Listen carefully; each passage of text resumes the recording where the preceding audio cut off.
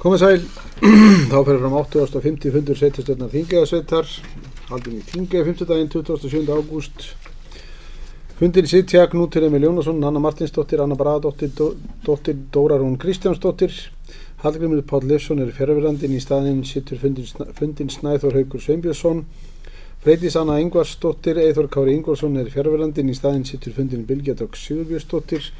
Margrét Hólm Valsdóttir, sviðsstjóri fjármála stjórnsýslu svið sem ritar fundargerð og Katrín Sigurjónsdóttir, sveitarstjóri. Gerir einhver athugasemdir við fundarboð? Svo ekki. Þá langar mig að leggja til breytingu á dagskrá fundarins þannig að liður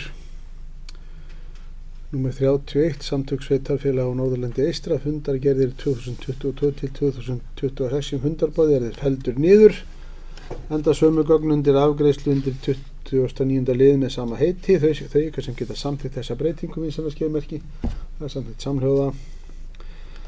Einnig óska ég eftir að fá bætt á dagskrá með afbrigðum lið Númer 6, atvinnuefling Þingeyjarsveitar fundargerð 2028 til 2030. Þau ykkar sem geta samþykkt að taka þá dagskrá vinsælaskeðmerki, samþykkt samhljóða. Já, afsakið.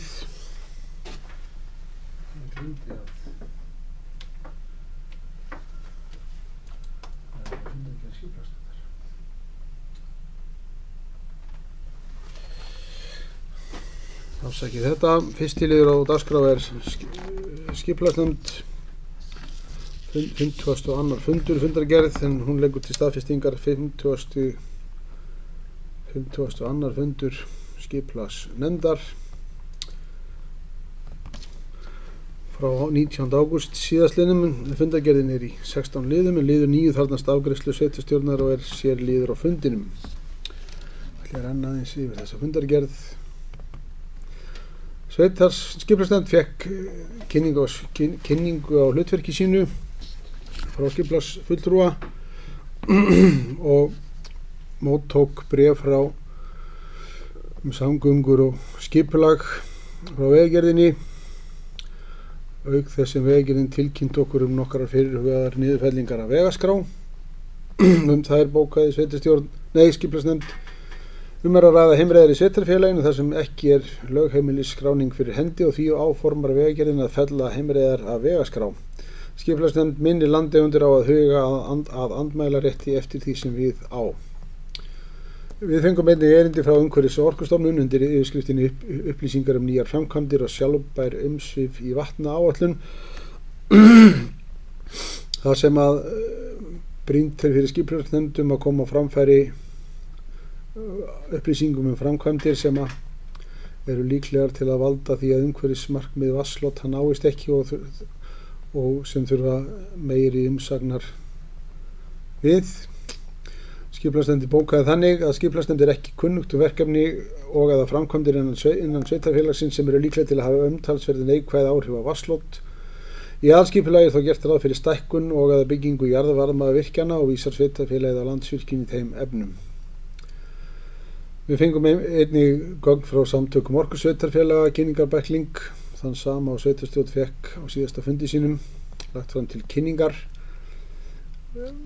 Skipulagsnefnd fekk inn á fundin fundargerðir starfshóps endurskoðun stjórnunar og verndaráætlun Mývatns og Laxár, lagt fram til kynningar, og einnig fór skipulagsnefnd yfir loka svör við athugasemdum HMS, en skipulagsfulltrúi og ráðgjafi funduðu með fulltrúum HMS þann 14. júlí síðastliðinn.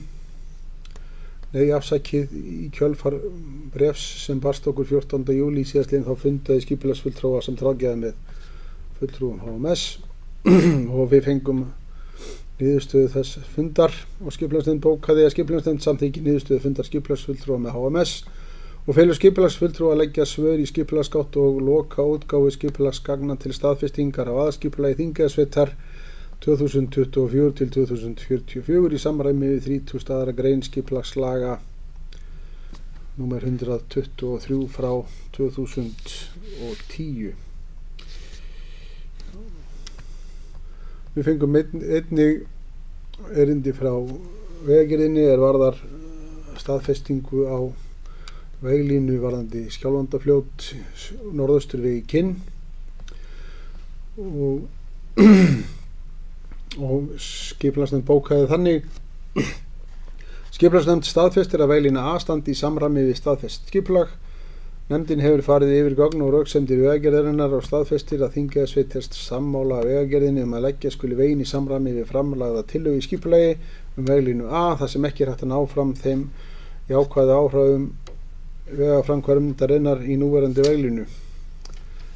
Með leið A má ná fram jákvæðum áhrifum á samgöngur svæðisins, bætt umferðaröryggi auk þess sem umferðarframkvæmda tíma verður mjög öruggari og greiðari. Sveitarfélagið hyggst ekki endurskoða veglínu í aðalskipulagi vegna niðurstöðu umhverfismats og hvetur Vegagerðina til að sækja framkvæmdaleyfi og hefja framkvæmdir sem fyrst. Lið númer 9 nafnabreyting sem kemur fyrir sveitarstjórn síðar á fundinum. Fyrir skipulagsnefnd liggur síðan umsókn framkvæmdaleyfi vegna veglagninga í Sandabróti og skipulagsnefnd fór yfir gögn og bókar sem svo að hún samþykkir útgáfu framkvæmdaleyfis fyrir Vegagerð og lagnir innan Sandabróts í samræmi við deiliskipulag. Skipulagsnefnd leggur áherslu á vandaðan frágang í samræmi við viðauka 1.1 í samþykktum stjórn og fundarskap þingeyjarsveitar nr. 975 frá 2022. Velur nefndin skipulagsfulltrúa að gefa framkvæmdaleyfið út í samræmi við reglugerð framkvæmdaleyfi nr. 772 frá 2012 og 13. til 16. greinar skipulagslaga nr. 123 frá 2010. Áður en gefur út leyfi fyrir tengingum að landinu þurfa að liggja fyrir lagnaleiðir og samþykki að minnstakosti 2/3 landeiganda. Mál nr. 11 varðar Sílalæk, breyting á deiliskipulagin. Með greinargerði var óskað eftir heimildum óverulegt frávik frá skilmálum gildandi deiliskipulags frístundalands í landi Sílalækjar. Að ræða viðbyggingu við frístundarhús að Lækjarhúsum. Skipulagsnefnd bókar þannig að hún samþykkir að veita undanþágu frá skilmálum gildandi deiliskipulags vegna viðbyggingar í samræmi við framlagðar teikningar. Það sem svo óverulegt frávik að ræða að hagsmunir nágranna skerðist í engu hvað varðar landnotkun, útsýn í skuggavarp eða einsýn. Nefndinni felur byggingarfulltrúa að gefa út byggingarleyfi þegar fullnægjandi gögn hafa borist. Skipulagsnefnd telur ekki þörf á grenndarkynningu samkvæmt 44. grein skipulagslaga nr. 123 frá 2010 þar sem breytingin varði ekki hagsmuni annar en sveitarfélagsins og eða umsækjanda. Einnig voru kynnt byggingaráform vegna byggingar á Heiðartúni 1 úr Reynihlíð. Fyrirhugaður uppbygging á röskuðum hluta landsins, gert ráð fyrir uppbyggingu íbúðarhús með bílskúr, gestahús, tækjageymslu, áhaldahús og gróðurhúsi. Lágstemmd mannvirki og leitast við að haga þau vel í landslægi og gerði þau hvað minnst áberandi hvað varðar form og efni. Að ræða uppbyggingu allt að 330 fermetrar og hámarkshæð mannvirkja upp á 4,5 meter. Nefndin fór yfir gögnin en fannst á vanta og því bókar hún þannig að hún frestar málinu og skipulagsfulltrúa falið að afla frekari upplýsinga. Mál nr. 13 varðar byggingarheimild Hlíð sem lagt fram óskum byggingarleyfi fyrir útihús í Hlíð í Kinn. Skipulagsnefnd bókar þannig að hún samþykkir að veita byggingarleyfi og felur byggingarfulltrúa að annast málsmeðferð vegna þess eins og lög og reglugerðir mæla fyrir þegar tilskilin gögn hafa borist. Skipulagsnefnd telur ekki þörf á grenndarkynningu þar sem breytingin varði ekki hagsmuni annar en sveitarfélagsins og eða umsækjanda. Mál nr. 14 önnur umsókn byggingarheimild umfangsflokkur 1 þar sem sótt byggingarheimild fyrir 250 fermetra stálgrindarhús á einni hæð geymsluhúsnæði. Að lokinni yfirferð gagna samþykkti skipulagsnefnd að grenndarkynna áformin næstu nágrönnum á torfunni og einnig verður óskað eftir umsókn minjastofnunar. Byggingarfulltrúar falið að gefa út byggingarleyfi ef engar athugasemdir berast við grenndarkynningu og að fenginni jákvæðri umsögn umsagnar aðila og þegar fullnægjandi gögn hafa borist. Einnig breiðamýri 1 umsókn byggingarheimild en sótt byggingarleyfi vegna 513 fermetra viðbyggingar við fjósað Breiðamýri í Reykjadal. Skipulagsnefnd bókar þannig að hún samþykkir að grenndarkynna áformin og byggingarfulltrúar falið að gefa út byggingarleyfi ef engar athugasemdir berast að fenginni jákvæðri umsögn umsagnar aðila og þegar fullnægjandi gögn hafa borist. Síðasta mál á þessum fundi skipulagsnefndar varðar fyrirspurn frá vinum íslenskrar náttúru sem varðar skipulag og framkvæmdir skógræktar á Víðum í Þingeyjarsveit. Skipulagsnefnd bókar þannig að hún bendir á að tilvitnuð málsgrein í bréfi Skipulagsstofnunar eigi ekki við það sem fyrirliggi úrskurðarnefndar umhverfis- og auðlindamála mál UUA 25.11.048 Þverá í Norðurþingi þar sem meðal annars segir: fyrir liggur samkvæmt þessu að skógræktarsvæði í landi Þverár eru utan þess svæðis sem verndaráætlun Mývatns og Laxár er til og leið þess svæðis sem framanræktar valdheimildir Náttúruverndarstofnunar ná til. Þau almennu fyrirmæli sem sett í lögum og reglugerð nr. 665 frá 2012 og varða vatnsvernd á vatnasviði Mývatns og Laxár verða ekki lögð að jöfnu við allt vatnasvæðið að allt vatnasvæði verði álitið verndarsvæði vegna vatnsverndar þannig að talið verði verndarsvæði í skilningi þriðja liðar annars töluliðar annars viðauka við lög nr. 111 frá 2012. Skipulagsfulltrúa falið að afhenda umbeðin gögn. Svo mörg voru þau orð. Þau ykkar sem geta staðfest þessa fundargerðin sannast gefið merki. Takk fyrir það. Næsta mál á dagskrá er fundargerð 32. fundar íþrótta tómstunda menningarnefndar frá 18. ágúst. Hún er í 11 liðum og liðir 6, 7, 8, 9, 10 og 11 og þarnast afgreiðslu sveitarstjórnar eru sér liðir á fundinum. Dóra Rún, þú ætlar að kynna þetta.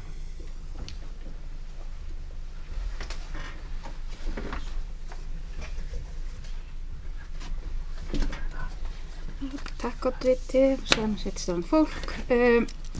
Já, ég ætla að fara yfir fundargerð íþrótta tómstunda menningarnefndar 32. fund sem haldinn var 18. ágúst 2006 í Þingey klukkan 14. Eins og fram kom þá voru 11 mál á dagskrá og fyrsta mál var að lá fyrir að kjósa varaformann.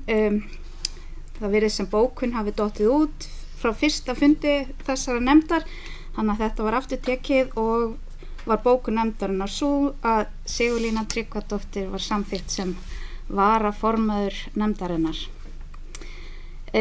Annar liður var erindisbréf, en erindisbréf íþrótta tómstunda menningarnefndar var lagt fram og kynnt nefndarfólki. Nefndin bókaði svo: nefndin þakkar kynninguna og leggur til breytingar þar sem nafn nefndarinnar er samræmt í gegnum allt skjalið, auk þess sem innsláttarvillur voru lagaðar og bætt við texta í 8. lið 3. greinar varðandi heilsueflandi samfélag. Þriðja mál á dagskrá var fundardagatal vetrar sem var lagt fram og þar var bókað nefndin svo: nefndin leggur til að í fundardagatali verði vísað til nefndarinnar sem ITM þar sem ekki var rétt nafn þar. Fjórða mál á dagskrá varðaði ungmennaráð Þingeyjarsveitar tilnefningar 2026 en óskað var eftir tilnefningu frá íþrótta tómstunda og menningarnefnd í ungmennaráð Þingeyjarsveitar samkvæmt erindisbréfi ungmennaráðs. Eftirfarandi bókun: nefndin tilnefnir Kristján Brynjólfsson sem aðalmann í ungmennaráð og til vara Amelíu Ásdísi Kósacek. 5. liður voru gjaldskrár fyrir árið 2027. Gjaldskrár íþróttamiðstöð og félagsheimila Þingeyjarsveitar lagðar fram til fyrstu endurskoðunar og bókaði nefndin eftirfarandi: nefndin telur að samræmi þurfi gjaldskrár og upplýsingar íþróttamiðstöðanna í Reykjahlíð og á Laugum og leggjum til að verkefnastjóri leggi drög að uppfærum texta fyrir næsta fund. Nefndin óskar eftir upplýsingum hvert tekjur ræktarinnar á Laugum renni og hver ástæðan er fyrir muninum á verðskránum. Nefndin óskar einnig eftir upplýsingum aðstöðunum fyrir sund og líkamsrækt á Stórutjörnum með tilliti til þess að sú aðstaða gæti verið betur nýtt. Nefndin vill skoða möguleika þess að sameiginlegt ræktarkort gildi á alla þessa staði. Einnig nefndin leggur til að afsláttur af húsaleigu þorrablóta verði 100% gegn því að aldurstakmark sé miðað við 18. aldursárið og sala vínveitinga ekki leyfð og sambærilegur styrkur verði veittur vegna þorrablóts í Kiðagili. Eins og framkom verða liðir 6, 7, 8, 9, 10 og 11 teknir fyrir sem sér mál á dagskrá sveitarstjórnarfundar hér eftir. Takk fyrir.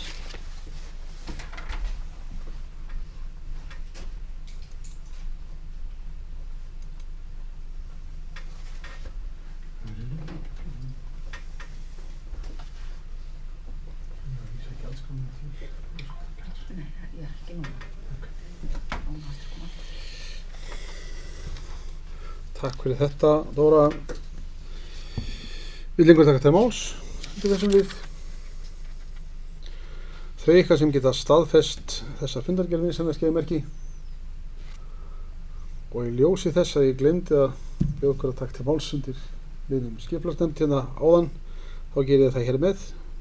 Vill einhver taka til máls undir lið 1 sem var það skipulagsnefnd 52. fundargerð? Svo ekki, þá bið ég ykkur að staðfesta þessa fundargerð skipulagsnefndar bara aftur með handauppréttingu. Þá það frágengið og búið að vinna upp í þau mistök. Mál nr. 3 var þar fræðslu- og velferðarnefnd 37. fund frá 20. ágúst síðastliðnum og fundargerðin í 5 liðum og engin þeirra þarnast afgreiðslu sveitarstjórnar. Freydís Anna ætlar að kynna fundargerðina.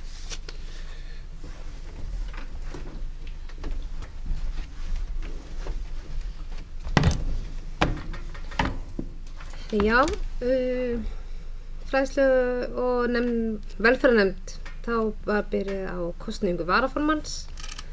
2 framboð til varaformanns, Jóna Ósk Antonsdóttir og Snorri Már Snorrason. Jóna Ósk var kjörin varaformaður með 3 atkvæðum gegn 2. Svo fékk fræðslu- og velferðarnefndin erindisbréfið sem var farið til yfirferðar. Nefndin fór yfir erindisbréfið og gerði smávægilegar breytingar sem ætti að tryggja betri aðilum utan skólasamfélagsins og aðkomu að málefnum þeim tengdum. Næsta mál var skólastefna Þingeyjarsveitar. Fyrir nefndinni lá að skipa stýrihóp eftirfylgni skólastefnu 2026 til 2030. Farið var yfir skólastefnu Þingeyjarsveitar 2024 til 2030 og vinnu stýrihóps eftirfylgni skólastefnu árið 2024 til 2026. Bókunin var að við fórum vel yfir skólastefnuna og töldum ekki þörf á að stofna nýjan stýrihóp eftirfylgni skólastefnu. Eftirfylgni skólastefnu að svo stöddu þá ætlar nefndin bara að sjá þetta, að fylgja sér eftir. Almenn mál og umsagnir og vísanir, frumvarp til laga breytingu á barnaverndarlögum. Fyrir fræðslu- og velferðarnefnd liggur umsagnarbeiðni drög af frumvarpi breytingar á barnaverndarlögum útvistartíma. Við fórum vel yfir þetta og við töldum ekki þörf á að senda inn umsögn þetta frumvarp. Mál til kynningar, fundadagatalið. Það við gerum smálega breytingar á fundatímum og yfirferð sviðstjóra á stöðu mála og fjölskyldusviði. Bara flott yfirferð hjá henni og við þökkum henni kærlega fyrir góða yfirferð á stöðu mála. Þá þetta mál búin, Billy. Takk fyrir þetta, Freydís. Vill ykkur taka til máls undir þessum lið? Svo ekki. Þau ykkar sem geta staðfest þessa 37. fundargerð fræðslu- og velferðarnefndar frá 20. ágúst síðastliðnum vinsamlegast gefið merki. Fundargerðin staðfest. Næsti liður varðar skipulagsnefnd 53. fundin fyrir sveitarstjórn liggur til staðfestingar fundargerð 53. fundar skipulagsnefndar frá 24. ágúst. Hún í 6 liðum og liður 3 þarnast afgreiðslu sveitarstjórnar og sér liður á fundinum. Skipulagsnefnd fór yfir erindisbréf skipulagsnefndar og gerði við þær engar athugasemdir og því það eingöngu lagt til kynningar. Mál númer 2 varðar stórlegar breytingar á framtíðarsýn en Aurora Farm Hotel fyrirhugar breytingar á starfsemi á stórlegum og lagðar fram tillögur að breytingum. Breytingarnar fólu í sér bæði styttra og lengra komnar hugmyndir. Skipulagsnefnd bókar þannig að skipulagsnefnd gerir ekki athugasemd við breytta notkun núverandi húsa að því tilskildu að fjölgun gesta sé innan heimilda í aðskipulagi. Skipulagsfulltrúa falið að grenndarkynna áforminni fyrir Lækjarási og Laugagerði. Byggingarfulltrúa falið að gefa út byggingarleyfi ef engar athugasemdir berast við grenndarkynningu að fenginni jákvæðri umsögn umsagnar aðila og þegar fullnægjandi gögn hafa borist. Breyting á aðkomu, ný hús og golfvöllur kalla á gerð deiliskipulags í samræmi við stefnu gerð deiliskipulags í kafla 3.6 í aðalskipulagi Þingeyjarsveitar 2022 til 2044. Áformin hafa áhrif út fyrir nýju nánustu grennd, til dæmis vegna ásýndar umferðar, mengunar og annars álags. Ástæður til að ætla að aðilar utan grendarinnar hafi sjónarmið, upplýsingar eða hugmyndir sem getur gagnast við mótun hugmynda eða málsmeðferð, til dæmis fagstofnanir á sviði náttúru og minjaverndar eða vistkerfa. Og 4. punkturinn úr stefnum deiliskipulag að áformin víkja verulega frá því sem búast mætti við og að myndi gerast umræddum stað að eðli og umfangi eða í ósamræmi við það sem fyrir er. Vegna deiliskipulags þarf að skrá minjar á svæðinu í samræmi við minjalög og vegna breytinga á vegtengingum þarf samráð við Vegagerðina. Vegna áforma golfvöll þarf að senda inn ósk breytingu á aðalskipulagi úr landbúnaðarlandi í Íþónnsvæði. Í kafla 8.3.13 landbúnaðarsvæði segir meðal annars: leitast skal við að raska ekki náttúrulegu landslægi að óþörfu og uppbygging beint á þegar röskuð svæði.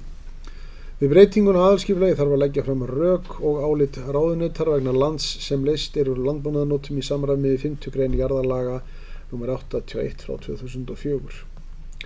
Mál nr. 3 sérliður hér á eftir. Mál nr. 4 varðar Sólvang nýr vegur á vegaskrá en fyrir skipulagsnefnd liggur erindi frá Vegagerðinni nýjan veg á vegaskrá við Sólveg 3 og í ljósi þess að Vegagerðin hefur oftar en ekki sendt okkur erindi afskráningar af vegaskrá þá bókar skipulagsnefnd þannig: skipulagsnefnd fagnar því að sé verið að bæta vegum á vegaskrá í sveitarfélaginu. Liður nr. 5 varðar Mývatn og Laxa, endurskoðun stjórnunar og verndaráætlunar og þannig fundargerð starfshóps frá 18. ágúst lögð fram til kynningar. Deiliskipulagsgerð Aldeyjarfoss vegna tillagna breytingar á salernum var deiliskipulag við Aldeyjarfoss ekki sett í auglýsingu. Lagt til að salerni verði sett á eyri sunnan við brúna Aldeyjarfoss megin, þar hægt að ná í vatn og rafmagn og vera með almennileg vassklósett sem hægt að nota allt árið. Skipulagsnefnd rendi yfir gögnin og þessar hugmyndir og bókaði sem svo: skipulagsfulltrúa falið að taka saman þá 2 kosti sem liggja fyrir á svæðinu með tilliti til vatnsöflunar, staðsetningar rótróa og aðgengi að rafmagni. Fleira var ekki gert á þessum fundi. Má bjóða einhverjum að taka til máls þetta. Svo ekki þau ykkar sem geta staðfest þessa fundargerð vinsamlegast gefa merki. Hún var staðfest samhljóða. Næsti liður varðar 29. fund atvinnu og nýsköpunarnefndar frá 25. ágúst. Fundargerð í 12 liðum, liðir 2, 5, 6, 7 þarnast afgreiðslu sveitarstjórnar voru sérliðir á fundinum. Nanna Martinsdóttir ætlar að kynna fundargerðina.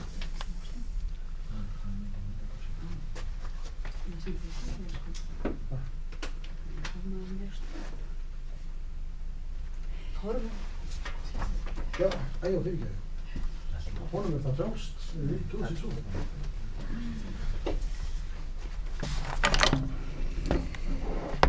Já, eins og Knútur sagði þá fundaði atvinnu og nýsköpunarnefnd í vikunni og fyrsta mál á dagskrá var atvinnustefna Þingeyjarsveitar. Atvinnu og nýsköpunarnefnd hefur síðasta árið unnið að gerð atvinnustefnu sem byggir á heildarstefnu fyrir sveitarfélagið og þetta mál var tekið fyrir á síðasta fundi nefndarinnar og samþykkt að stefna að vinnufundi með haustinni. Á fundin mætti Arnheiður Rán Almarsdóttir, fyrrverandi verkefnastjóri hjá SSNE og fór yfir stöðuna á vinnunni og var með bara mjög gagnlega samantekt á því gögnum sem við getum nýtt okkur í vinnunni. Bókun nefndarinnar er eftirfarandi: Atvinnu- og nýsköpunarnefnd þakkar Arnheiði fyrir góða yfirferð á stöðu vinnu við gerð atvinnustefnu Þingeyjarsveitar og vel unnin störf. Vinnudagur aðal- og varamanna vegna atvinnustefnunar og aðgerðar áætlunarinnar verður í framhaldi á næsta fundi nefndarinnar þann 5. október næstkomandi. Annað mál á dagskrá var kosning í nefndir og ráð hjá Þingeyjarsveit 2026 til 2030. Við kosningu fjallskilastjóra í júlí átti eftir að ganga frá fjallskilastjóra fyrir Austur-Bárdæladeild. Fyrir liggur að Hafrún Hlynadóttir í Svartarkoti er tilbúin til að gegna því hlutverki. Hafrún vinnur hjá RML sem gæti nýst vel vegna yfirferðar fjallskilamál. Bókun nefndarinnar var eftirfarandi: Atvinnu- og nýsköpunarnefnd leggur til við sveitarstjórn að Hafrún Hlynadóttir verði fjallskilastjóri fyrir Austur-Bárdæladeild. En þetta er sér liður á dagskránni sem ég er þá búin að kynna svolítið vel, er það ekki? Annar liður. Jæja, við tölum meir hann á eftir. Þriðji liður var búfornbeit og ágangur búfjár, ábendingar til sveitarfélaga. Fyrir nefndinni lá erindi frá atvinnuvegaráðuneytinu með ábendingar til sveitarfélaga vegna búfornbeitar og ágangs búfjár og þetta var lagt fram til kynningar og nefndin bókaði því ekki. Fjórða mál var fjallskil í sveitarfélagana eða réttardaga.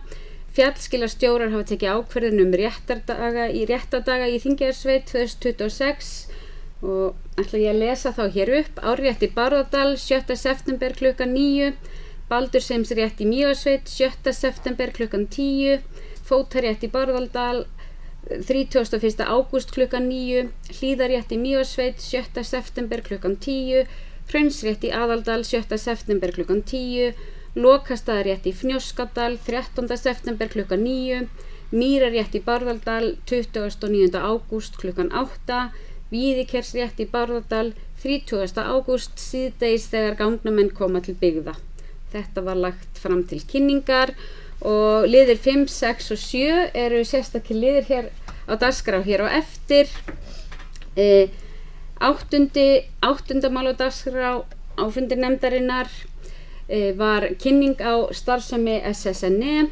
Hlutverk SSNE er að þjónusta sveitarstjórnir og atvinnulíf á starfsvæði landshlutasamtakana, stuðla að öflugu atvinnusvæði til framtíðar með stuðningi við nýsköpun og atvinnuþróun, innleiða og fylgja eftir sóknaráætlun og byggðaáætlun, til dæmis með úthlutun fjármuna og styrkja til einstakra verkefna, svo sem fyrir mælt í lögum númer 69 frá árinu 2015 byggðaáætlun og sóknaráætlun. Á fundin mættu Albertína Friðbjörg Elíasdóttir framkvæmdastjóri SSNE og Díana Jóhannsdóttir verkefnastjóri þar og þar kynntu starfsemina mjög vel. Þetta var mjög gagnleg heimsókn.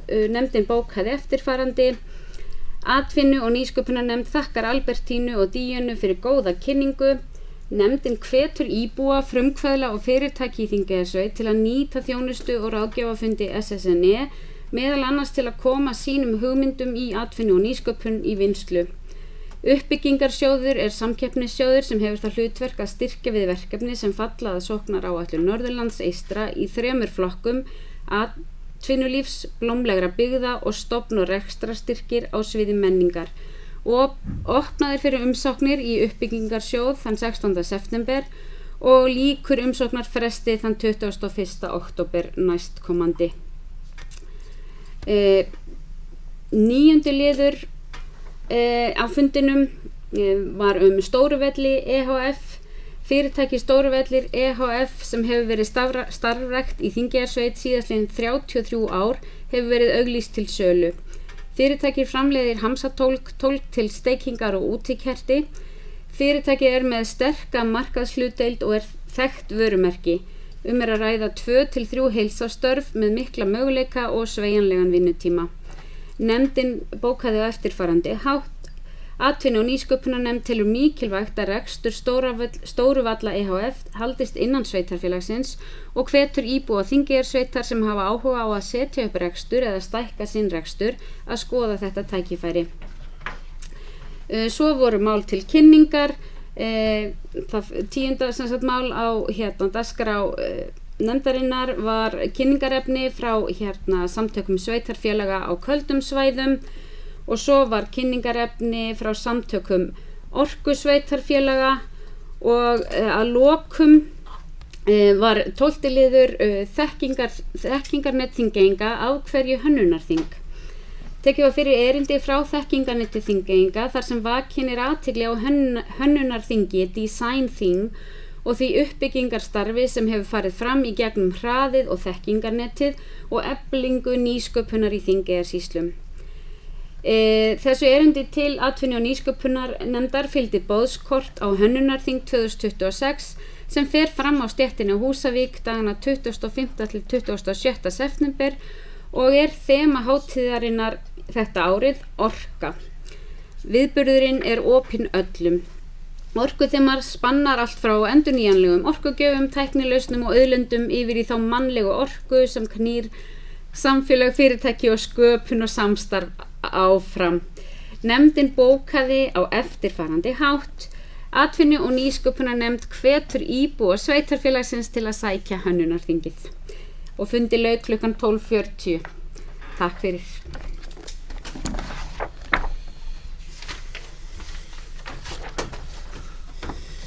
Takk fyrir þetta, Nanna. Vill einhver taka til máls undir þessum lið? Katrín, gjörðu svo vel.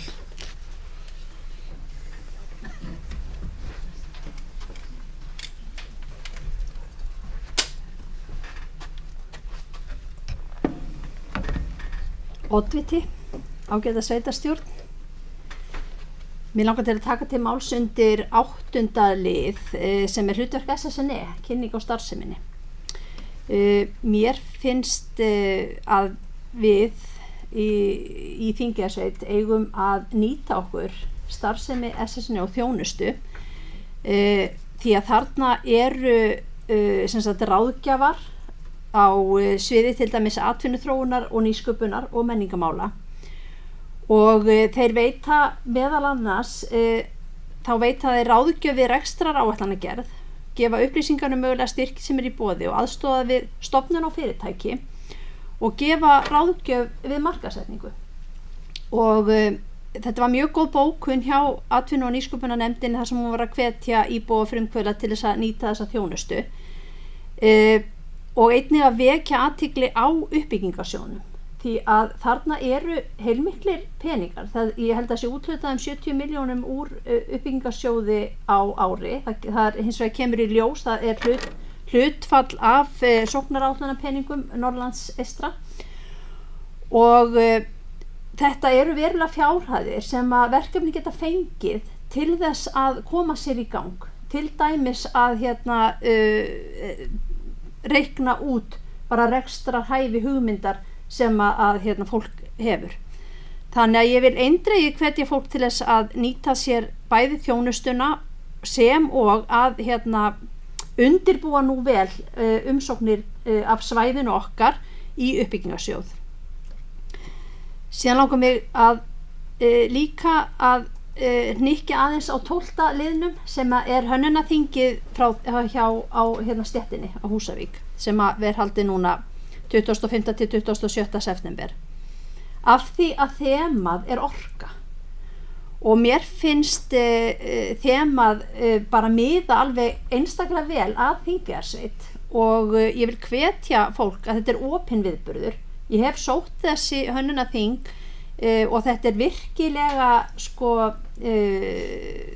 það virkilega mikil orka sem leysist úr læðingi á þessum þingum og orkuþema þarna þetta svo víðtækt efni og ég bara vona að bæði fólk og fyrirtæki í Þingeyjarsveit verið duglegt að sækja þennan viðburð.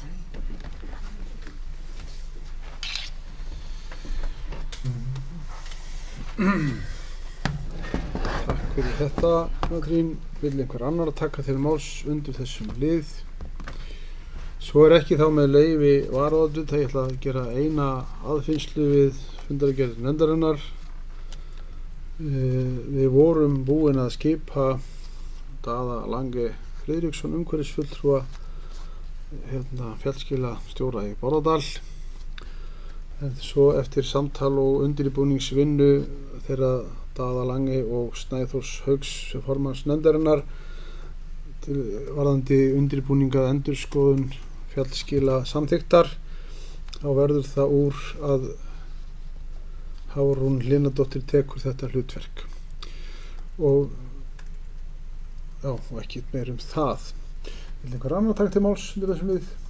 Svo ekki, þá þau ykkar sem geta staðfest þessa fundargerð vinsamlega skeiða merki. Hún staðfest samhljóða.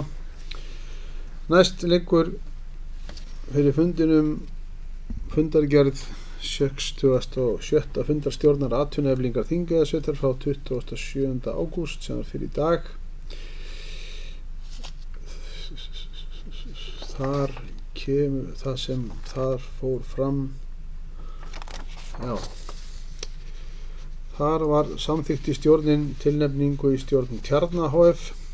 Það stjórnin samþykti að tilnefna þau Eyþór Kára Ingólfsson, Nönnu Þórhallsdóttir og Arnór Benónísson í stjórn Tjarna. Þingeyjarsveit staðfesti svo þessa skipan hér seinna á fundinum.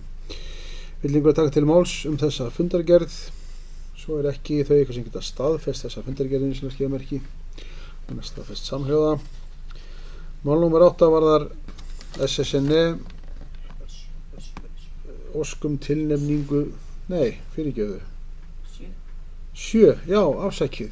Ég reyna að hlaupa yfir til að stytta fundin. Næsta mál á dagskrá varðar fjárhagsáætlun viðauka, en fyrir setjastjórn liggur til afgreiðslu viðauki nr. 7 við fjárhagsáætlun. Upphæð viðauka 5,1 milljón krónur í einum lið og snýr að hækkun á málaflokki 044116. Barnaborg var hækkunin vegna launakostnaðar. Viðaukinn fjármagnaður af handbæru fé.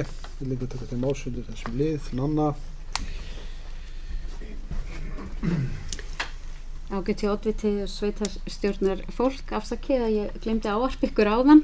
Ég vil vekja athygli á vanhæfi mínu í þessu máli. Nanna Martinsdóttir hefur vakið athygli á mögulegu vanhæfi sínu. Þau ykkar sem geta samþykkt vanhæfi Nönnu til að fjalla þetta mál sem skeiða merki. Og það samþykkt og Nanna víkur að fundi klukkan 14:50. Til útskýringar á málinu þá þarna hækkun á launakostnaði vegna ráðningar þroskaþjálfa og breytingar á skipuriti innan stofnunar. Vill einhver annar taka til máls undir þessum lið? Svo ekki, þá hér til að bókun. Sveitarstjórn samþykkir framlagðan viðauka nr. 7 við fjárhagsáætlun Þingeyjarsveitar fyrir árið 2026. Þau sem geta samþykkt þessa bókun sem skeiða merki. Það samþykkt samhljóða. Og það spurning hvort við bíðum augnablik svo Nanna geti komið inn á fundin mínútu seinna. Nanna kemur aftur inn á fundin 14:51. Mál númer 8 varðar erindi frá SSNE varðandi ósk tilnefningu í fjölmenningarráð SSNE. En samtök sveitarfélaga á Norðurlandi eystra vinna að áhersluverkefni á sviði inngildingar og var á síðasta ársþingi var ákveðið að stofna fjölmenningarráð. Vill einhver taka til máls undir þessum lið? Svo ekki, en þá liggur með leyfi varaoddvita. Þá ætla ég að fá að vitna aðeins í þetta erindi. Markmið verkefnisins að efla þekkingu, samhæfa aðgerðir og styðja sveitarfélög, stofnanir og samfélag á svæðinu til að skapa aðstæður þar sem allir íbúar geta tekið virkan þátt og notið sömu tækifæra. Fjölmenningarráð verður mikilvægur samstarfsvettvangur í þeirri vinnu og mun gegna lykilhlutverki við að tryggja að reynsla, þarfir og sjónarmið sveitarfélagana endurspeglist í áframhaldandi þróun verkefnisins. Vill einhver annar taka til máls undir þessum lið? Svo ekki, en fyrir fundinum liggur þá hér til að bókun sveitarstjórn samþykkir að tilnefna Gunnhildi Hinriksdóttur sem fulltrúa í fjölmenningaráð SSNE. Þau sem geta samþykkt þessa bókunu sem það merki, það samþykkt samhljóða. Mál nr. 9 varðar atvinnu- og nýsköpunarnefnd erindisbréf, en fyrir sveitarstjórn liggur til umræðu erindisbréf atvinnu- og nýsköpunarnefndar fyrir tímabilið 2028 til 2030. Atvinnu- og nýsköpunarnefnd fór yfir erindisbréfið á 28. fundi sínum þann 25. júní og bókaði engar athugasemdir væru við bréfið. Vill einhver taka til máls undir þessum lið? Svo ekki, þá hér til að bókun sveitarstjórn samþykkir fyrirliggjandi erindisbréf atvinnu- og nýsköpunarnefndar. Þau ykkar sem geta samþykkt þessa bókun í sinni skeiðmerki. Þá hér komið að lið númer 10 sem íþrótta- og tómstundamenningarnefnd erindisbréf. En fyrir sveitarstjórn liggur til umræðu erindisbréf íþrótta- og tómstundamenningarnefndar fyrir tímabilið 2028 til 2030. Erindisbréfið var kynnt og tekið til umræðu á 32. fundi nefndarinnar sem fór fram 18. ágúst og var eftirfarandi bókað. Nefndin þakkar kynninguna og leggur til breytingar þar sem nafn nefndarinnar samræmt í gegnum allt skjalið, auk þess sem innsláttarvillur voru lagaðar og bætt við texta í 8. lið 3. greinar varðandi heilsueflandi samfélag. Vill einhver taka til máls undir þessum lið? Svo ekki. Þá hér til að bókun þar sem sveitarstjórn samþykkir framlagt erindisbréf fyrir tímabilið 2026 til 2030 með áorðnum breytingum íþrótta- og tómstund- og menningarnefndar. Þau ykkar sem geta samþykkt þessa bókun í sinna skeiðmerki. Það samþykkt samhljóða. Mál nr. 11 varðar fræðslu- og velferðarnefnd erindisbréf, en fyrir sveitarstjórn liggur til umræðu erindisbréf fræðslu- og velferðarnefndar fyrir tímabilið 2028 til 2030. Erindisbréfið var kynnt og tekið til umræðu á 37. fundi nefndarinnar sem fór fram 20. ágúst síðastliðinn og var eftirfarandi bókað. Nefndin fór yfir erindisbréfið og gerði smávægilegar breytingar sem ætti að tryggja betur aðilum utan skólasamfélagsins aðkomu að málefni þeim tengdum. Sveitarstjórn samþykkir framlagt erindisbréf fyrir tímabilið afsakið. Vill einhver taka til máls undir þessum lið? Svo ekki, ég biðst forláts. Þá liggur hér til að bókun. Sveitarstjórn samþykkir framlagt erindisbréf fyrir tímabilið 2026 til 2030 með áorðnum breytingum fræðslu- og velferðarnefndar. Þau ykkar sem geta samþykkt þessa bókunni sem skeiðmerki.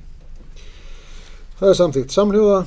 Fyrir fundinum liggur í 12. lið fundadagatal 2026 til 2027, en fyrir sveitarstjórn liggur til staðfestingar fundadagatal sveitarstjórnar og fastanefnda sveitarfélagsins vegna funda á tímabilinu 2026 til 2027. Vill einhver taka til máls undir þessum lið? Þá með leyfi varaoddvita, þá ætla ég að leyfa mér að, úr því ég hef hérna bæði sviðsstjóra, fjármála og stjórnsýslu og sveitarstjóra, að hvetja til þess að þessi ágætu fundadagatöl verði sett upp með rafrænum hætti svo fólk geti bætt þeim skyndilega inn í dagatali á sér. Við ræðum þetta betur síðar. Þá vil einhverju fleiri taka til máls? Ég har búið til vinna þetta, Maga. Það er alveg róið. Nei, Katrín skildi þetta sko. Heyrðu,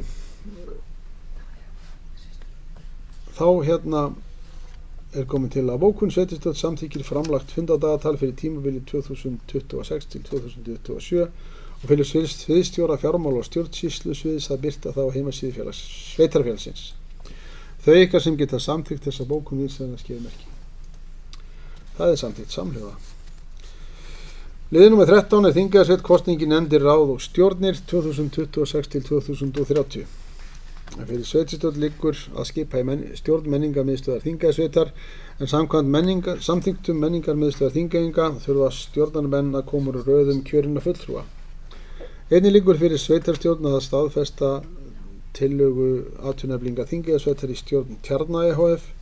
Og einnig liggur fyrir sveitarstjórn að staðfesta skipun fjallskilastjóra fyrir Austur Bárðardeild og vill einhver taka til máls undir þessum lið? Svo ekki, en þá með leyfi varaoddvita, þetta er ákveðin handum hjá okkur að lesa ekki betur samþykktir þessara félaga sem tökum þátt í að vinna með, en við rýni kemur í ljós að það er alveg skýrt í samþykktum menningarmiðstöðvarinnar að meðal annars að þar þarf sveitarstjórnar fólk að sitja. Þá vill einhver annar taka til máls undir þessum lið? Svo ekki, þá liggur hér fyrir tillaga bókun.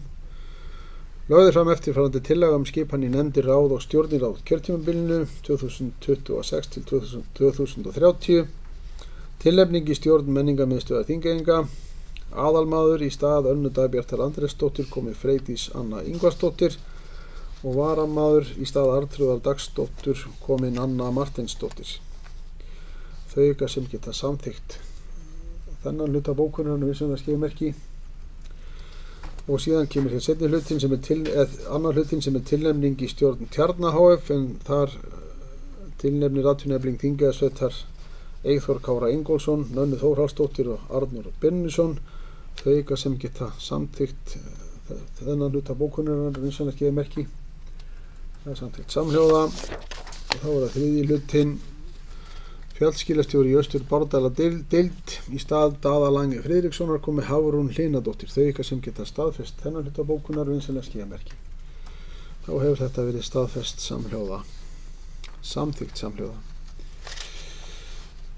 Næsta mál var að fulltrúa Þingeyjarsveitar í svæðisráði Norðursvæðis í Vatnajökulsþjóðgarði 2025 til 2029. En fyrir sveitarstjórn liggur að breyta skipun í svæðisráð Norðursvæðis í Vatnajökulsþjóðgarði 2025 til 2029. Vill einhver taka til máls undir þessum lið? Þá með leyfi varaoddvita, það þarna sami bragur á. Okkur var það á við skipan í fyrri skipan í þessi hlutverk að lásum ekki til enda, og í samþykktum Vatnajökulsþjóðgarðs kveðið á að kosti þess að fulltrúar komi úr röðum sveitarstjórnar manna og rauninni nauðsynlegt, sem ákveðin hátt leitt í það fólk sem við vorum búin að skipa í þessum liðir rétt eins og liðnum og undan var vissulega mjög hæft á sínu sviði. Vill einhver annar taka til máls undir þessum lið? Nanna?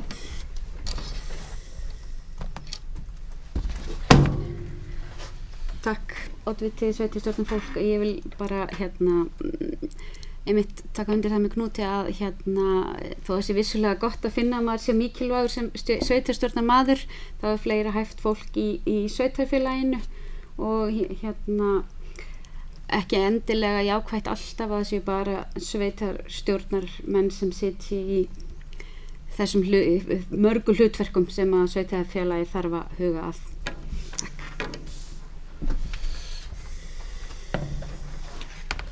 Vilja einhver önnur taka til máls undir þessum lið? Svo ekki, þá liggur hér fyrir fundinum tillaga að bókun sem svona. Sveitarstjórn samþykkir eftirfarandi breytingu á skipan í svæðisráð Norðursvæðis í Vatnajökulsþjóðgarði. Aðalmenn í stað Bergþóru Kristjánsdóttur og Kristíns Inga Péturssonar komi Anna Bragadóttir og Knútur Emil Jónasson sem aðalmenn í svæðisráði. Varamenn í stað Antons Freyr Birgissonar komi Hallgrímur Páll Leifsson. Þau ykkar sem geta samþykkt þessa bókun sem skefur merki. Það samþykkt samhljóða. Mál númer 11 varðar innviðaráðuneyti upplýsingabeiðni um stöðu helstu lögbundinna verkefna og viðfangsefna. En fyrir sveitarstjórn liggur erindi frá innviðaráðuneytinu með upplýsingarbeiðni um stöðu helstu lögbundinna verkefna og viðfangsefna. Frestur til að skila svörum til og með 21. september næstkomandi. Vill einhver taka til máls undir þessum lið? Svo ekki, þá hér til að bókun sveitarstjórn felur sveitarstjórn að svara upplýsingarbeiðninni fyrir tilskilinn tíma. Þau ykkar sem geta samþykkt þessa bókun viðsemlega skefmerki, samþykkt samhljóða. Áfangastaða áætlun Norðurlands og uppfærsla verkefna næsta mál á dagskrá, en á 29. fundi atvinnu- og nýsköpunarnefndar var eftirfarandi bókað og samþykkt undir lið 6 áfangastaða áætlun Norðurlands uppfærsla verkefna. Atvinnu- og nýsköpunarnefnd leggur til við sveitarstjórn að bætt verði á forgangsverkefnalista Þingeyjarsveitar gönguleiðir við þéttbýlisstaði í Þingeyjarsveit. Vill einhver taka til máls undir þessum lið? Svo ekki, Þá til að bókun þannig. Sveitarstjórn felur sviðsstjóra umhverfis og framkvæmda sviðs Þingeyjarsveitar að bæta gönguleiðum við þéttbýlisstaði Þingeyjarsveit inn á forgangsverkefnalista. Þau ykkar sem geta samþykkt þessa bókun vinsamlega skefið merki. Það er samþykkt samhljóða. Þetta sígur allt saman áleiðis. Mál nr. 17 er framkvæmdasjóður umsóknir en á 29. fundi atvinnuvega- og nýsköpunarnefndar var eftirfarandi bókað undir lið 7 framkvæmdasjóður ferðamanna umsóknir 2025 til 2027. Atvinnu- og nýsköpunarnefnd leggur til við sveitarstjórn að sótt verði áfram styrki til framkvæmda við Aldeyjarfoss og Þeistareykji til að klára þau verkefni. Nefndin leggur áherslu á að gerðar verði vinnureglur hjá sveitarfélaginu ferli vegna umsókna í framkvæmdasjóðinn. Vil einhver taka til máls undir þessum lið? Svo er ekki, þá er til að bókun þannig. Sveitarstjórn felur sviðsstjóra umhverfis og framkvæmda sviðs að sækja áframhaldandi styrki vegna umræddra verkefna. Sveitarstjórn felur sveitarstjóra umsjón þess að unnin verði drög að vinnureglum umsóknir í framkvæmdasjóð ferðamannastaða til að tryggja vandaðar umsóknir. Þau ykkar sem geta samþykkt þessa bókun sem það skefur merki. Samþykkt samhljóða. Mál nr. 18 varðar símakerfi 2G og 3G og útfösun þeirra. En á 29. fundi atvinnu- og nýsköpunarnefndar var eftirfarandi bókað samþykkt undir lið 5 2G og 3G og útfösun staða, en nefndin bókaði áður í janúar síðastliðnum áhyggjur sínar af fjarskiptasambandi í sveitarfélaginu eftir útfösun 2G og 3G kerfana á þann hátt að atvinnu- og nýsköpunarnefnd ítrekar að fjarskiptastofa tryggi símasamband í dreifðari byggðum enda mikið öryggismál að ræða. Vill einhver taka til máls undir þessum lið? Svo er ekki, þá liggur hér fyrir til að bókun. Sveitarstjórn Þingeyjarsveitar hefur á síðustu árum fjallað og varað við þeirri þróun sem er að raungerast varðandi fjarskipta öryggi. Sveitarstjórn mun halda áfram að hafa málið á dagskrá meðal annars í samtölum sínum við þingmenn kjördæmisins á kjördæmaaukum. Sveitarstjórn vill hvetja íbúa, viðbragðsaðila og hvern þann sem þarf að treysta á örugg samskipti að skila inn tilkynningu öryggisatvik á vef fjarskiptastofu. Þau ykkar sem geta samþykkt þessa bókun sem það skefur merki. Samþykkt samhljóða. Næst er hér mál af 52. fundi skipulagsnefndar. En málið varðar Engidal 2 ósk nafnabreytingu. En á 52. fundi skipulagsnefndar var eftirfarandi bókað varðandi Engidal 2 í Bárðardal. Skipulagsnefnd gerir ekki athugasemdir við nafnabreytingu jarðarinnar í samræmi við fyrirliggjandi gögn og leggur til við sveitarstjórn að hún verði samþykkt og jafnframt verði byggingafulltrúa falið að annast málsmeðferð hennar eins og lög og reglugerðir mæla fyrir Vill einhver taka til máls undir þessum lið? Svo er ekki, þá er til að bókun þannig. Sveitarstjórn samþykkir fyrirliggjandi nafnabreytingu jarðarinnar Engidalur 2 í Heiðmói og felur byggingafulltrúa að annast málsmeðferð vegna hennar eins og lög í samræmi við jarðalög nr. 81 frá 2004, lög örnefni frá nr. 22 frá árinu 2015 og reglugerð skráningu staðfanga nr. 577 frá 2017. Þau ykkar sem geta samþykkt þessa bókun sem það skefur merki. Samþykkt samhljóða. Næsta mál varðar ungmennaráð og opnunartíma íþróttahús en á 32. fundi íþrótta- og tómstunda menningarnefndar var eftirfarandi bókað varðandi ungmennaráð og opnun íþróttahús. Lengdur opnunartími hefur verið samkvæmt samþykkt sveitarstjórnar í apríl síðastliðnum. Nefndin bókað á þann hátt að hún leggur til að þessi lengda opnun haldi áfram út veturinn. Óskað eftir að skráningar verði nákvæmari svo hægt sé að taka upplýsta ákvörðun varðandi áframhald eftir veturinn. Miðað við framlögu gögn virðist nýtingin við þessa aukaopnun vera sambærileg við meðalopnun og tíma sundlaugar og ræktar. Vill einhver taka til máls undir þessum lið? Svo er ekki. Sveitarstjórn hér eru komið fram til að bókun. Sveitarstjórn tekur undir bókun íþrótta, tómstunda og menningarnefndar og felur sveitarstjóra og verkefnastjóra æskulýðs, tómstunda og menningarmála að útfæra áframhaldandi lengda opnun. Þau ykkar sem geta samþykkt þessa bókun sem það skefur merki. Samþykkt samhljóða. Næsta mál varðar FIFA Arena verkefni FIFA og KSÍ.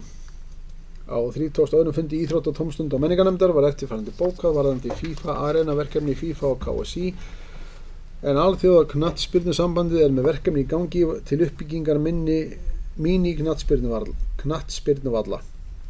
Umsóknarfrestur er til 18. september næstkomandi. Nefndin bókar þannig. Nefndin er mjög áhugasöm verkefnið og leggur til að sótt verði FIFA Arena í Þingeyjarsveit. Jafnframt leggur ITM til að kostnaðargreining fari fram varðandi undirlag aðgengi og umhverfisfrágang samkvæmt skilmálum hvar sé mesta þörfin fyrir slíka velli og hvar sé hagstæðast að koma þeim fyrir. Vill einhver taka til máls undir þessum hlið? Snæþór.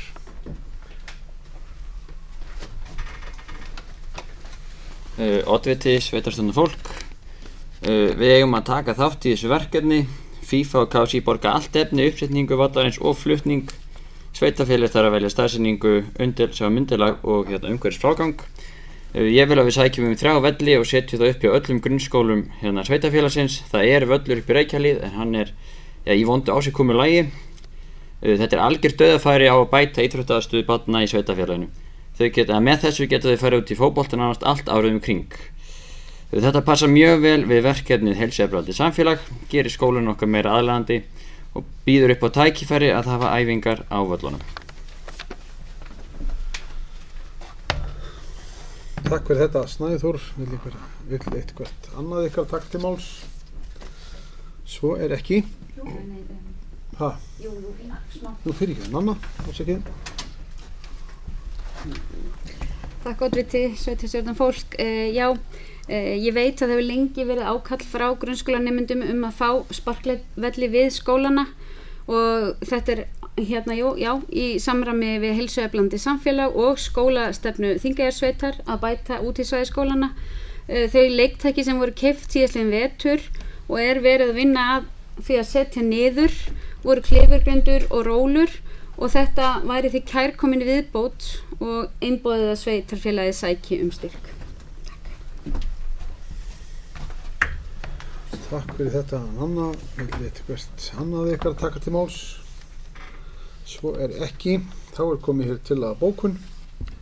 Sveitarstjórn felur sveitarstjóra ganga frá umsóknum og láta vinna nauðsynleg gögn þeim tengdar. Sveitarstjórn bendir líka á eldramál þar sem foreldrafélag Stórtúnaskóla óskaði til samvinnu við sveitarfélagið varðandi svipaða aðstöðu. Þau ykkar sem geta samþykkt þessa bókun vinsamlegast gefið merki. Það er samþykkt samhljóða.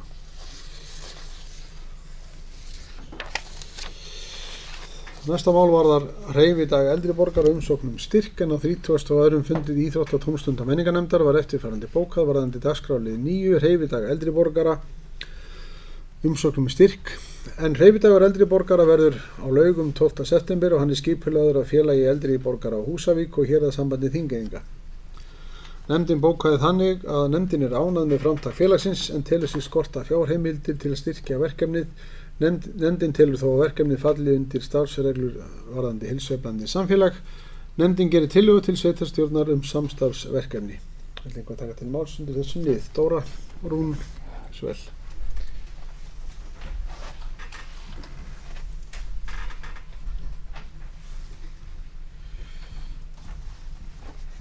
Oddviti, sveitarstjórnar fólk. Já, eins og kom fram þá töldum við á íþrótta- og tómstunda og menningarnefnd að þetta verkefni myndi falla vel undir heilsueflandi samfélag og samstarfsverkefni og þar sem það stuðlar að heilsueflingu íbúa bæði andlegri og líkamlegri og þessi viðburður er opinn fyrir okkar fólk hér á svæðinu. Takk. Takk fyrir þetta, Dóra. Vil einhver eitthvað annað ykkar taka til máls? Svo er ekki. Þá er komið hér til að bókun. Sveitarstjórn samþykkir tillögu íþrótta- og tómstunda menningarnefndar og felur sviðsstjóra fjölskyldu sviðs að útbúa samning verkefnið. Þau ykkar sem geta samþykkt þessa bókun vinsamlegast gefið merki. Samþykkt samhljóða. Mál númer 23 varðar ungmennaskipti Erasmus en á 32. fundi íþrótta- og tómstunda menningarnefndar var eftirfarandi bókað varðandi lið 10 ungmennaskipti Erasmus. En Þingeyjarsveit býðst að taka þátt í 2 Erasmus ungmennaverkefnum Ég veit aldrei hvort ég lest það rétt. Annars vegar að senda 2 þáttakendur út til Palanga í Litháen í haust og hins vegar að taka á móti ungmennum frá Danmörku að ári í samstarfi við Eyjafjarðarsveit, Hörgársveit og Grýtubakkarhrepp. Nefndin bókaði þannig að hún leggur til við sveitarfélagið að það samþykkja að taka þátt í þessum verkefnum. Vill einhver taka til máls undir þessum lið? Svo ekki þá til skýringar þá að þetta verkefni sem í rauninni búið að staðfesta þáttöku í og hefði mögulega ekki þurft fyrir sveitarstjórn en engu að síður komið hér á dagskrá. Þá komið hér til að bókun að ræða verkefni þar sem búið var að staðfesta þáttöku Þingeyjarsveitar og því málið lagt fram til kynningar. Já, þá þurfið ekki einu svona samþykkja það. Lagt fram til kynningar. Mál nr. 24 var að Þingeyjarsveit samningar við ungmenna íþrótta- og æskulýðsfélögin á 32. fundi íþrótta, tómstunda menningarnefndar var eftirfarandi bókað varðandi dagskrárlið nr. 11 Þingeyjarsveit samningar við ungmenna íþrótta- og æskulýðsfélög en ljúka þarf gerð þeirra samninga. Það bókar þannig vegna vanhæfis 4 nefndarmanna af 5 vísar nefndin málinu til afgreiðslu hjá sveitarstjórn. Vill einhver taka til máls undir þessum lið? Dóra Rún.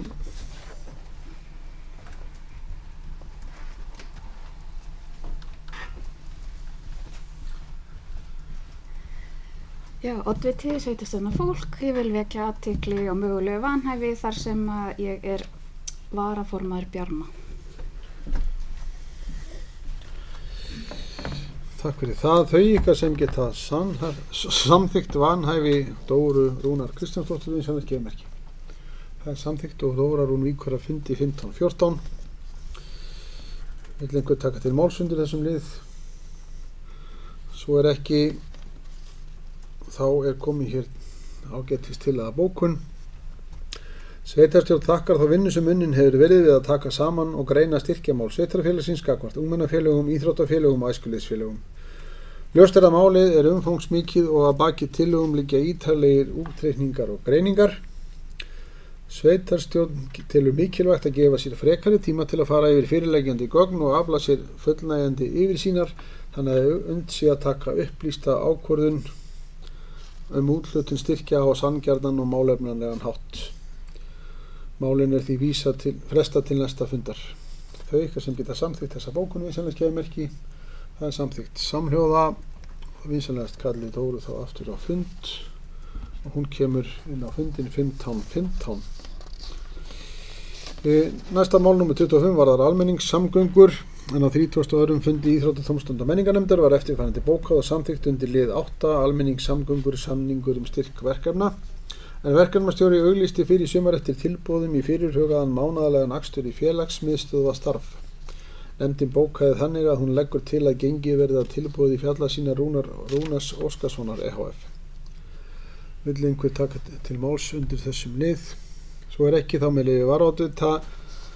Þá koma á framfæri ánægju með ítarleg og góða undirbúningsvinnu í þessu máli sem og hinu næsta og undan af hálfu fræðslusviðs.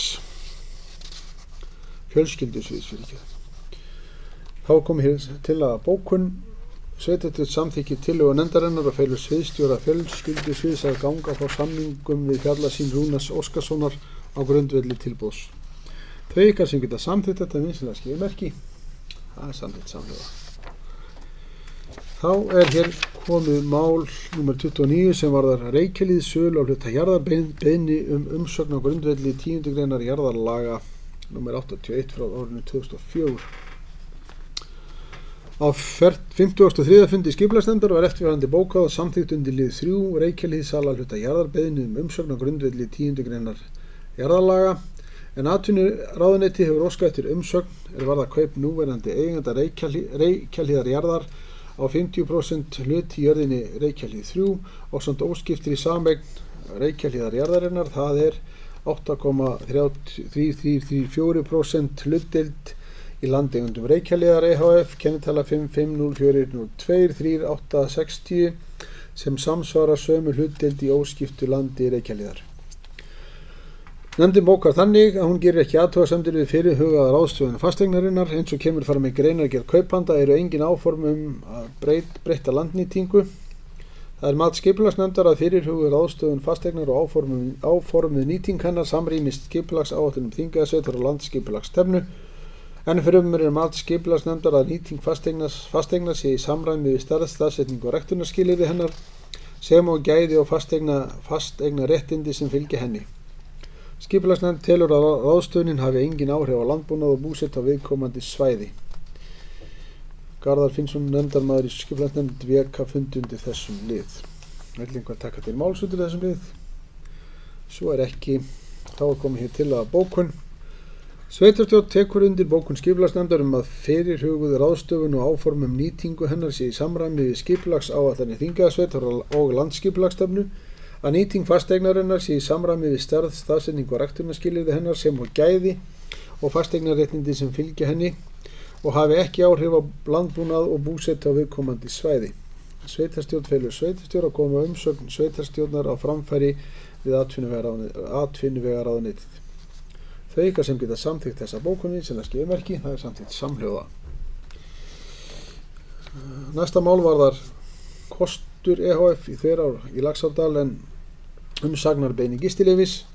En fyrir sveitarstjórn liggur til kynningar í ákvæði umsögn sviðsstjóra fjármála og stjórnsýslu sviðs varðandi umsókn Kosts EHF gistileyfi að Þverá í Laxárdal. Hér vill einhver taka til máls undir þessum lið. Svo er ekki, þetta er lagt hér samt til kynningar. Mál nr. 28. Jafnréttisstofa landsfundur jafnréttismál sveitarfélaga. En fyrir sveitarstjórn liggur til kynningar fundarboð á landsfund jafnréttismál sveitarfélaga sem verður haldinn 5. 17. september á Akureyri. Vill einhver taka til máls undir þessum lið? Svo er ekki. Með leyfi varaoddvita þá veit ég að Dóra Rún hyggst mæta þetta þing. Það ekki rétt hjá mér? Nei, já. Og ég hvet bara sveitarstjórnarfulltrúa endrið til að nýta sér þetta sem og aðra svipaða viðburði sér til uppfræðslu. Þetta er hér lagt fram til kynningar. Mál nr. 29 varðar þjóðaratkvæðagreiðslu 2026, framlag ríkisins til sveitarfélaga, en fyrir sveitarstjórn liggur til kynningar tölvupóstur frá landkjörstjórn, þar sem vakin er athygli á því að samkvæmt 2. málsgrein 139. grein kosningalaga frá nr. 112 frá 2021, samanber 3. grein reglugerðar nr. 442 frá árinu 2024 skiptingu kostnaðar milli ríkis og sveitarfélagi kosningum, greiðist kostnaður sveitarfélaga við framkvæmd þjóðaratkvæðagreiðslunnar þann 29. ágúst næstkomandi úr ríkissjóði. Samkvæmt 2. grein 7. greinar reglugerðar skiptingu kostnaðar milli ríkis og sveitarfélagi kosningum samkvæmt breytingareglugerð nr. 885 frá árinu 2026 skal ríkissjóður greiða hverju sveitarfélagi vegna þjóðaratkvæðagreiðslunnar 1027 krónur við hvern kjósanda á kjörskrá í viðkomandi sveitarfélagi og 764.000 krónur fyrir hvern kjörstað. Vill einhver taka til máls undir þessum lið? Þá með leyfi varaoddvita, ég vil leyfa mér að halda fram að það skipulag sem að stjórnsýslan hefur haft í aðdraganda þessara kosningar sem og annarra kosninga sé til fyrirmyndar og aðgengi að utan kjörstaða atkvæðagreiðslu til fyrirmyndar. Vil einhver annar taka til máls undir þessum lið? Svo er ekki, þetta er lagt til samt til kynningar. Með samtök sveitarfélaga á Norðurlandi eystra eru næsta málu fundargerðir 2022 til 2026 en það er kynningar fyrir sveitarstjórn liggja til kynningar fundargerðir 4. og 85. fundarstjórnar SSNE. Vil einhver taka til máls undir þessum lið? Svo er ekki, þetta er lagt til samt til kynningar. Og síðasta málið varðar farsældarráð Norðurlands eystra fundargerðir og stoppskjöl en fyrir sveitarstjórn liggur til kynningar fundargerð 7. fundarstjórnar farsældarráðs Norðurlands eystra frá 12. ágúst síðast liðnum. Vill einhver taka til máls undir þessum lið? Svo er ekki, þetta er lagt til samt til kynningar. Fundir þá hér með slitið klukkan 15:22. Takk fyrir.